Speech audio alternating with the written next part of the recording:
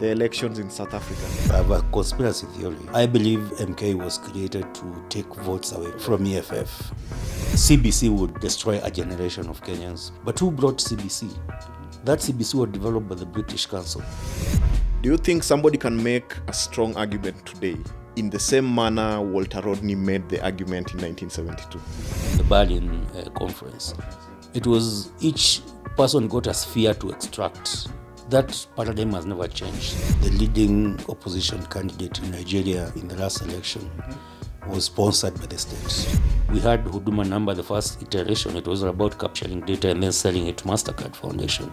My other arrest was around that. The status quo candidate just changed the clothes. If you listen to Joshua Maponga, you talk about witchcraft, and he jokes about, like, the white man came and said, witchcraft is that? You know, witchcraft. Most of the first prime ministers or presidents in the Commonwealth went to LSE. Then IMF comes to rescue us, as if they don't know what their sister organization is doing. I think our economic policy right now, everything is dictated by the IMF, whatever is being implemented.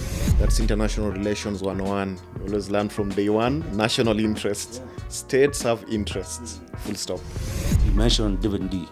He's a product of the World Bank, but also Rhodes Scholar. Indoctrinate them, Oxbridge, bring them back. Let me go tribal because we are Kenyans. If you look at Kalenjins who are educated, most of them can't get jobs within Ruto's government. I remember a story John Githongo told me, and they couldn't find the money. Yes, he has gone the way of the KANUs and the CCMs and other parties that came before it. It's only the surface that has changed. How can you actually decolonize such systems? The revolution that came during the 10 years of Kibaki was more of freeing Kenyans from the colonial, because Barclays and Standard Chartered were colonial banks. But it has come to light that Kenyatta was actually installed by the British. They put what Franz Fanon called black mask, white faces. White masks, black skin. Candidates like Raila and Ruto, before elections, going to the US and then going to Chatham House and to be entrusted with the country, because the country still belongs to other people. There are people here, British people who live in this country, who call the shots from behind the scenes. You'll never see them. The achievement of black people, for instance, were whitewashed out of history. So we were simply refocusing the camera, so to speak. Most Kenyans knew me because of my campaign against IMF, where I was arrested.